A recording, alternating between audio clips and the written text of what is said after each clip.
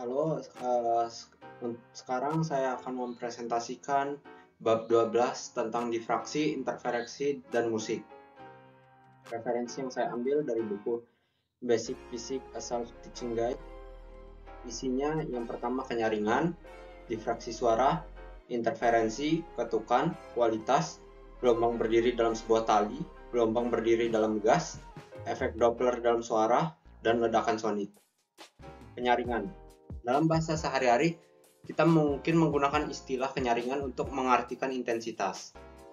Namun intensitas mengacu pada atribut fisik yang dapat diukur dari gelombang suara, sedangkan kenyaringan menyangkut sensasi fisiologis yang disebabkan oleh gelombang suara. Skala desibel dB, skala logaritmik untuk mengukur intensitas suara, didasarkan pada rasio intensitas suara terhadap intensitas suara referensi. 0 dB intensitas suara referensi, 20 dB bisikan, 30 dB suara 2 kali lebih keras dari bisikan, 120 dB suara mesin jet yang lepas landas. Difraksi suara. Difraksi adalah penyebaran gelombang saat gelombang tersebut mengelilingi suatu sudut. Difraksi adalah fenomena penting yang memungkinkan kita mendengar suara di sekitar sudut. Difraksi berbeda dengan pembiasan. Meskipun keduanya melibatkan pembelokan gelombang, contoh difraksi gelombang suara, suara yang merambat melalui pintu dari satu ruangan ke ruang lain. Interferensi. Interferensi adalah fenomena yang terjadi ketika dua atau lebih gelombang bertemu. Gelombang ini dapat saling memperkuat atau melemahkan, tergantung pada fase relatifnya. Fase relatif mengacu pada posisi puncak dan lembah gelombang. Ketika dua gelombang memiliki fase yang sama, puncaknya sejajar dan lembahnya sejajar, itu disebut interferensi konstruktif dan menghasilkan peningkatan volume suara. Ketika dua gelombang memiliki fase yang berlawanan, puncaknya sejajar dengan lembah, ini disebut interferensi destruktif dan menghasilkan penurunan volume suara. Ketukan.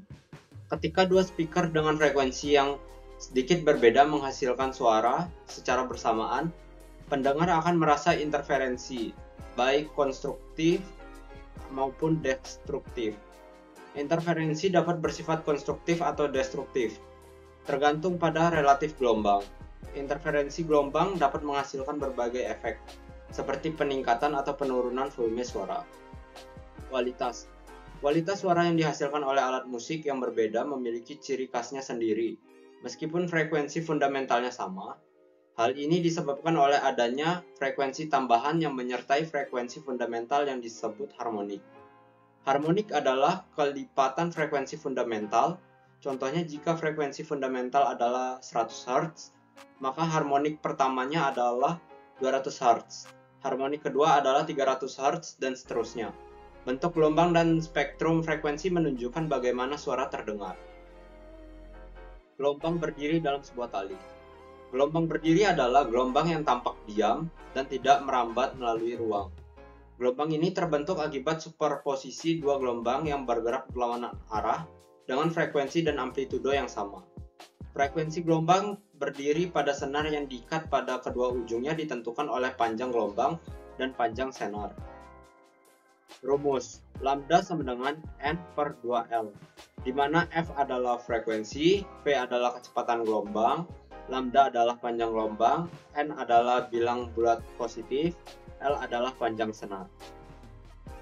Gelombang berdiri dalam gas. Gelombang berdiri dalam gas dapat digunakan untuk menghasilkan berbagai frekuensi suara.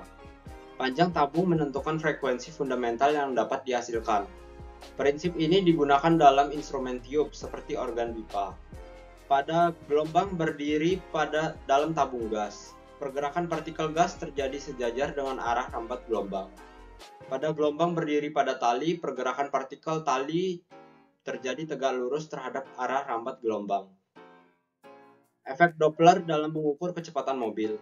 Efek Doppler menjelaskan perubahan nada suara mobil balap yang sedang melaju kencang. Efek Doppler frekuensi lebih rendah saat mobil menjauh, frekuensi lebih tinggi saat mobil mendekat.